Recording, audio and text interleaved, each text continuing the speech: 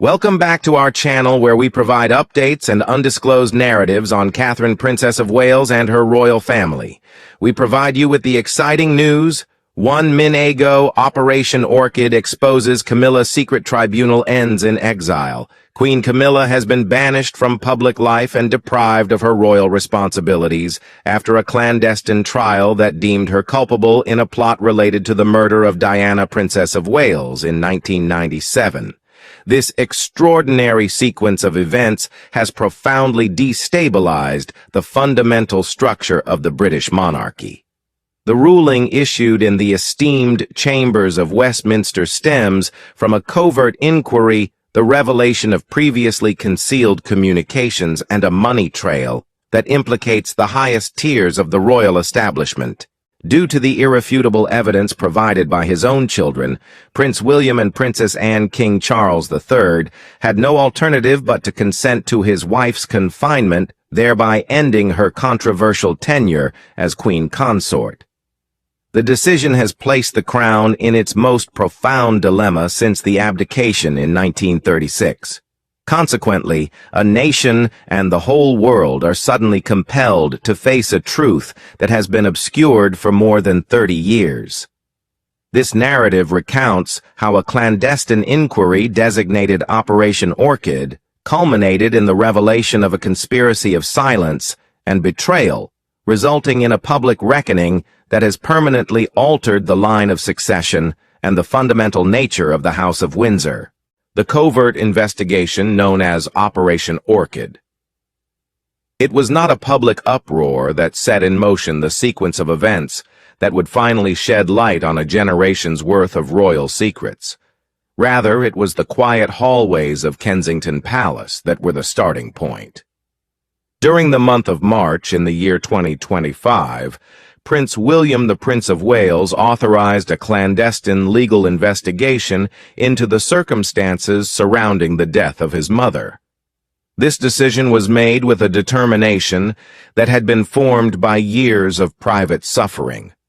The investigation, which was known as Operation Orchid inside the organization, was a well-guarded secret that was only known to a select group of trusted legal experts and retired intelligence personnel. Within the span of 72 hours from the 28th to the 31st of August in 1997, Princess Diana made her last trip to Paris. This was the restricted and specific focus of the investigation. The unearthing of a sealed legal dossier from 2003, which had been commissioned by Diana's estate in the past, but was discarded by palace authorities at the time, as inconclusive, served as the impetus for the audit. The report uncovered what it referred to as significant security irregularities, which especially referred to the adjustments that were made to Diana's protection team at the very last minute. More concerning was the fact that it named several associates who had close ties to Clarence House, which was the official residence of Prince Charles at the time, and made specific reference to influence from Camilla's inner circle. What had been officially ruled an accident caused by a drunk driver for a long time was suddenly and formally under review as a potential case of calculated misdirection. By May of 2025, the investigation had begun to pick up steam. A sworn statement was delivered by Jean-Luc Martin, a retired senior investigator from the French Brigade Criminelle, who had worked on the first investigation that occurred in 1997. He said that important information from the accident inquiry had been censored in September 1997 in response to a formal request from the British Embassy in Paris. These materials included first witness accounts and surveillance logs from the Ritz Paris. The floodgates were unleashed by this revelation, which had been kept secret for decades. Operation Orchid's digital forensics team, in collaboration with retired GCHQ experts, was able to retrieve a treasure trove of emails from the palace that had been destroyed in the past from a server that had been decommissioned. It was determined that the emails which were tagged with the mysterious phrase Legacy ISI were tracked back to conversations that originated from Clarence House in August 2017. The documents included ominous instructions on the handling of a destabilizing risk and the need to ensure a smooth legacy transition. This was terminology that had never been seen previously in connection with the disaster, and it suggested a level of deliberate crisis management that went far beyond a terrible accident. The most incriminating piece of evidence, on the other hand, came from an unexpected source, a whistleblower from MI6, who had kept encrypted audio recordings from the time period in question. There was a short but deadly encounter that was caught in one file which was time-stamped on August 29, 1997 at 22:15. An assistant who was not named at the time could be heard asking Camilla Parker Bowles, "Are you sure the escort can wait?" This voice was submitted to 3 distinct forensic speech analyses, and the results proved with a confidence level of 98% that it was that of Camilla Parker Bowles. This was a really volatile situation. It was a backup security vehicle that was supposed to follow Diana's automobile from the Ritz, and the term escort referred to that vehicle. Due to a major delay of 45 minutes, that motorcade was never able to arrive at the location where it was supposed to meet. The collision that took place in the Pont de l'Alma tunnel on August 31st, shortly after midnight, resulted in the deaths of Diana Dodi Al-Fayed and Henri Paul, who was driving them. These recordings, which were never made available to the general public or to the original French and British investigators conducting the investigation, strongly contradicted the official narrative that the tragedy was the result of a simple accident. A shocking discovery was made in the final report of the investigation, which was handed over to Prince William on May 28, 2025. The report said that Diana's security detail had been suddenly lowered from a 4-person squad to a single bodyguard, Trevor Rees-Jones, who was the only survivor only minutes before she left the Ritz. Confirmation of the last-minute shift was provided by surveillance films and guard rosters that had just been cross-referenced. Following the completion of the 400-page study, it was reported that Prince William remained quiet for more than an hour. After some time had passed, a reliable assistant said that the prince, with a look of icy rage plastered on his face, declared, "This was not incompetence." What had started out as a calm examination had turned into a moral reckoning. This was evidence of treachery.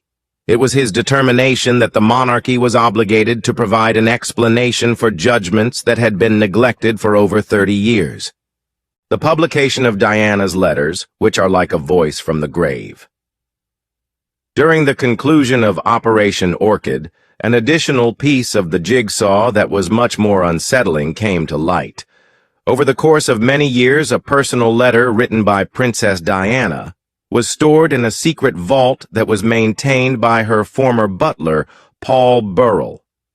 In June of 2025, forensic professionals at the Royal Archives in Edinburgh were entrusted with the responsibility of verifying the letter. A line that had been disregarded for years as paranoia was included in the letter that was written on October 12, 1996. However, it now seems to be a prophecy of what was to come.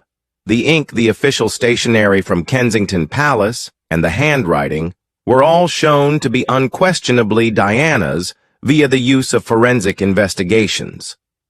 Although the general public was aware of a message that was somewhat similar to this one, the verified original was far more specific. It issued a warning stating, "This particular phase in my life is the most challenging.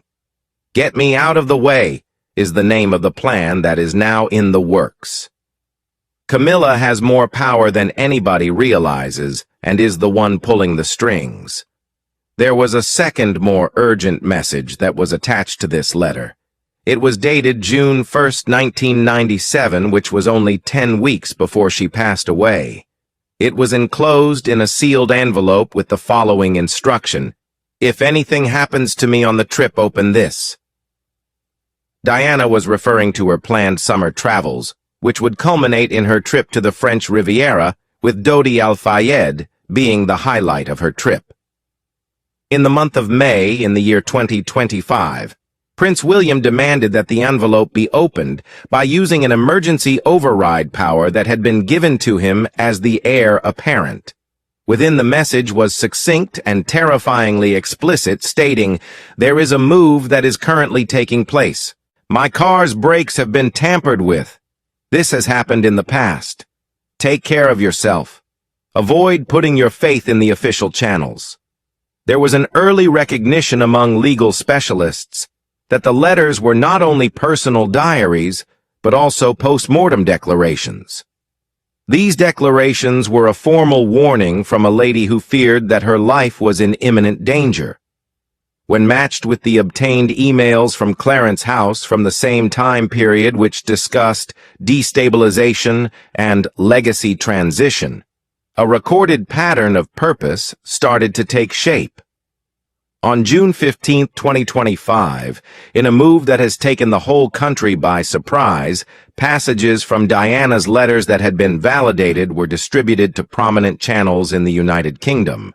Extremely seismic was the impact. It just took a few hours for the hashtag #JusticeForDiana to become popular in 81 different nations. There was an emergency discussion on the topic that was held in Parliament on June 17th, and members of Parliament from all parties demanded that there be openness. Commentators referred to it as the most important and destructive disclosure in the contemporary history of the royal family. The influence of Camilla, which had been the subject of hushed rumors in the past, was now written down in the historical record by Diana herself. Princess Anne's unyielding pursuit of financial success. The financial trail. While the pressure from the public increased, the ultimate and indisputable blow to Camilla would not come from the press or demonstrators, but rather from inside the royal family itself, which is known for its unwavering commitment to its principles. Beginning at the beginning of July 2025, Princess Anne, who had been regarded for a long time as the family's most pragmatic and fiercely loyal anchor, began her own quiet investigation. Having the knowledge that emotional evidence and historical letters may not be sufficient to persuade action against a reigning queen consort, Anne concentrated her efforts on the one area that she was certain could not be readily manipulated, which was the money transactions. Between the years 1996 and 1998, she started painstakingly monitoring the financial activities of all accounts affiliated with Clarence House. She did this in collaboration with Edward Septon, her long-serving royal auditor. They were able to achieve a breakthrough on July 8th. Camilla's recorded phone conversation was captured on the same day as a transaction that took place on August 29, 1997. The transaction revealed that an amount of $1.5 million, which was equivalent to around $2.4 million at the time, was sent from a discreet offshore trust located in the Cayman Islands. The trust was connected to a larger network of private assets that were owned by a number of people who were part of Camilla's inner circle. Lucentia Global, a security logistics company that has since gone out of business, was the receiver when it came to the private contractor in Paris. The royal household, MI6, or any official palace activities were not parties to any written contracts that Lucentia Global had with this organization. According to the few business papers that were available, the company's area of expertise was high-stakes logistical solutions and surveillance disruption. The paper trail was unsettling. On the 28th of August in 1997, Lucentia was given orders to facilitate evening surveillance disruption at the Ritz Paris, which was the precise hotel where Diana and Dodi had their last meal together. Jean Montclair, a former local partner of the business, testified subsequently under immunity that the term disruption was a corporate euphemism for the reassignment of security escorts and the purposeful altering of departure routes. Montclair offered his testimony under the protection of the law. Through further investigation, Anne's team discovered encrypted emails that were sent between Harrison Dent, Camilla's longtime assistant, and Lucentia's contact in the United Kingdom. Another mail, which was sent on the 20th of August in 1997, had the following line: "Final assurance necessary. The authenticity of this email, which was buried on encrypted servers in Berkshire, was confirmed by cyber forensic specialists. All delays must be non-attributable. It could no longer be considered a mere coincidence. Rather, it was a plot that was supported and aided by roots that were tied to various royal influences." Princess Anne presented her results to King Charles in a secret session at Windsor Castle on July 12, 2025. The event was not open to the general public. At the same time, she organized the contractor briefings, the logs from the offshore bank, and the transaction data. As the king sat in startled silence for over an hour, gazing at the papers that implicated the lady he had defied the world to marry, it was stated that he was overwhelmed with emotion. "She killed our mother's peace," Anne stated when she eventually spoke, and her comments were described as being quiet but penetrating. "It is now her turn to take your life." By the time Charles finished closing the file, his face was carved with an anguish that seemed to span decades. The command that Anne had been waiting for was finally delivered by him, with his head lowered, and it was as follows: "Do what must be done." A nation was rocked by the arrest and the trial that followed. With the king's reluctance to provide his approval, the wheels of justice started turning far more quickly than they anticipated. A meeting between Prince William and his legal counsel, Sir Daniel Grace-Ark, took place at Kensington Palace on July 16, 2025. In possession of Anne's financial report, Diana's letters, and the whole transcript from Operation Orchid, William issued a royal warrant that had never been issued before. Through the use of the Crown Integrity Act of 2019, which is a very obscure piece of legislation that was intended to deal with high-level treachery against the state, he signed an official request that was sent to the Royal Security Division of Scotland Yard. The criminal investigation of Camilla Parker Bowles, Queen Consort of the United Kingdom, was now underway. She was being investigated for conspiring to swindle the royal estate and for obstructing the truth about historical events. The time is 2:15 p.m. On that particular day, 2 cars that were not marked entered the Clarence House grounds. During the time that Camilla was in her private study, a senior officer from the Royal Protection Command informed her in a calm and direct manner, "Under authority granted by the sovereign's estate, you are being placed under palace confinement pending a formal tribunal." According to the staff, Camilla became pale and uttered a single word: "William." After being transported to the east wing of Balmoral Castle and having her communications cut off, she was legally put under royal house arrest the next day. Additionally, her royal security detail was replaced by officers of the Crown. The 24th of July, 2025, marked the beginning of Camilla's royal tribunal. The procedure was a one-of-a-kind combination of public inquiry and royal adjudication, and it was held not in a criminal court, but rather in the ancient chambers of Westminster Hall. Lady Eloise Marrow, KC, the chief prosecutor, read the accusations in front of a full hall comprising various members of the press legal teams and senior members of the royal staff. The evidence was presented over the course of 8 hours, including the horrifying audio recording of Camilla asking, "Are you sure the escort can wait?" in addition to the Lucentia global payment receipts and the letters written by Diana that were exhibited on enormous screens. The defense team for Camilla, led by Sir Alaric Grant, maintained that the evidence was circumstantial and demonstrated that the defendant had mismanaged the situation rather than had malevolent intent. Nonetheless, the emotional weight of the events that transpired was just overpowering.